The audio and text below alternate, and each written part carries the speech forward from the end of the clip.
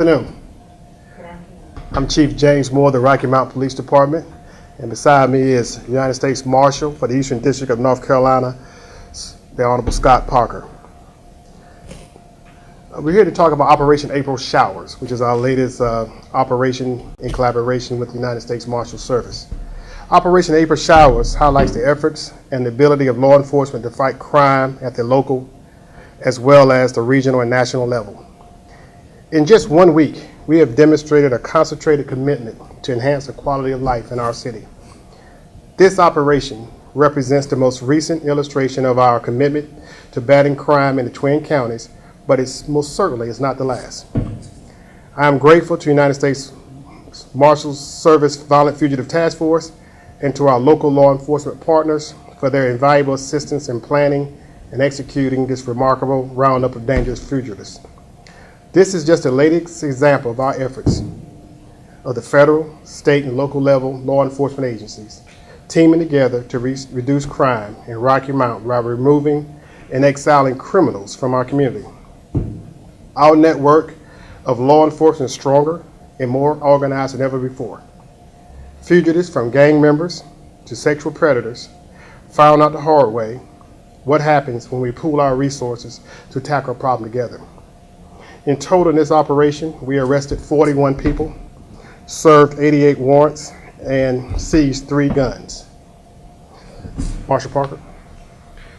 I would like to say that the Rocky Mount Police Department, the dedicated men and women, initiated this investigation, and that's the reason this investigation was a success, was because of the dedication shown by the men and women of the Rocky Mount Police Department. On behalf of the citizens of Eastern North Carolina and also the United States Marshal Service, I would like to say thanks to the police department for allowing us to come and work hand in hand, shoulder to shoulder with them. In addition to that, I would like to thank the Department of Public Safety for their dedication and work on this, and the local law enforcement agency. The Marshal Service could not do it alone, and no agency can do it alone. That's what it's about. We're all working shoulder to shoulder. And once again, as I always state, when most of the people was home sleeping, the men and women that worked this operation was up early in the morning. They left their families and came out and did the people's business. Make sure that the citizens of Eastern North Carolina, especially Rocky Mount, National Edgecombe County, was safe by removing the criminal element from the street. And once again, I just want to say thanks to all the law enforcement agencies involved.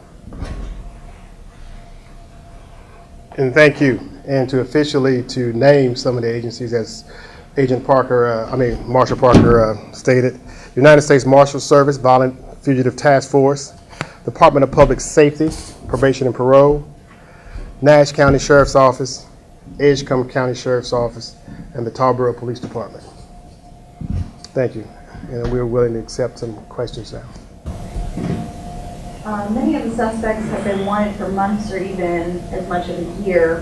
What helped to lead to their apprehension? Obviously, that's kind of something that the Marshal Service specializes in, but what helped to lead to their apprehension? Well, we have a task force officer, Officer Marcus Brown, who's a deputized U.S. Marshal. And most of the time, his services are out there looking for fugitives. As you know, the Marshal Service helped locate our last murder suspect. And they've helped, and he works with collaboration with a team all over Eastern North Carolina, helping agencies in the 44 counties of the Eastern District of North Carolina. But so when you have an opportunity for a task force, if you notice, in 3 short years, this is our 5th operation. We've been doing 1 a year, and last year we were blessed with the opportunity to do 2.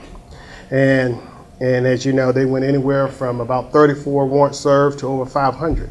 So we've been diligently working on these top operations. What it takes sometimes is just Marshal Parker and our officers having time to do the research, looking at the cases, trying to collect various addresses for the individuals, contact names. So when those individuals come to town en masse, we just don't go by that one address. We try to think of every place where they've laid their head in the past and relatives that they've listed on various databases as addresses, and we try to check all of those addresses during this operation.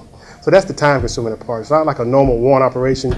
You go by the mother's house or his last home address at 8 o'clock. You do that for 3 or 4 days. This, we compile every address that we can for that particular individual and try to check all of those addresses. May I add to that, Chief? Once that the Rocky Mount Police Department gave us the go, once they said we're ready to go with this operation, because keep in mind, the Rocky Mount Police Department initiated the investigation. You know, they was out working day and night making some of these cases. And once they said we were ready to go and we began in the planning phases, we was able to pool all our databases and all our resources and reach out and try to find out where these people was laying their head. Because, as you know, many of them had not been at home. They was at another location. But we knew from the beginning we left no stone unturned. And so I just want to say that it's because of the team effort. And, you know, a lot of that came out of the Rocky Mount Police Department databases where people have been arrested before. So without everybody, probation, parole information, people on probation, without everybody coming together with their databases and information, that's the reason this is a success. And, you know, we, as the chief stated, this is the 5th operation involving us working together, shoulder to shoulder. And as you see, you know, it's getting tougher and tougher to find these individuals because they realize that we're coming after them and we're coming hard. As I stated before, we're going to keep pounding and pounding and pounding until they leave Eastern North Carolina. Yeah, this is just one of the many initiatives that we've taken upon ourselves in the last 3 years and trying to work towards with our community and trying to make great strides in enhancing the quality of life in our area. So just in the past 8 or 9 days, as you know, we had our last focused deterrence call-in. This past weekend, alcohol law enforcement was in town running a major operation. We had this operation. We have continual operations the rest of this weekend. It's not one step that'll make any community safer. It's a plethora of steps, and we've been trying to do diligence with our relationships with federal task forces, state and local agencies to work towards that goal. What can the community do to help put those that are evading left behind bars? I think right now, I'm proud of my community. I'm very proud.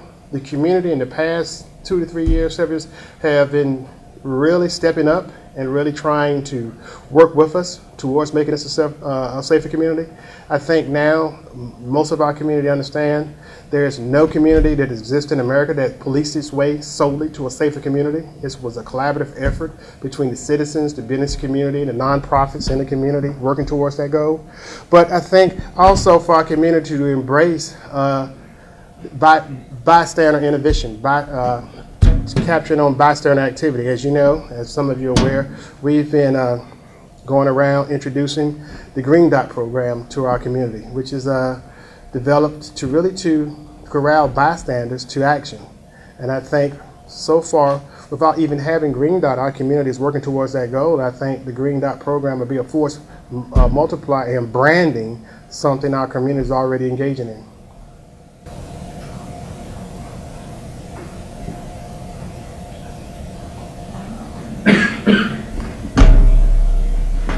Why are doing operations, coordinator operations like this one and others planned for this weekend important crime reductions? I think you have to have multiple operations and multiple initiatives, and especially when times like on the coast, the uptick in activity and people being out in the course. So, and the same thing, more people, more opportunities to victimize individuals. Here, we're not on the coast, so it starts a little earlier. Based on history, it usually starts around Easter weekend for our uptick for the spring and summer. So it's a good opportunity to go ahead and show that law enforcement is already on top of it, implementing operations on top of the upcoming increase in activity of people being out and about, visitors coming to our city, and just other springtime activities.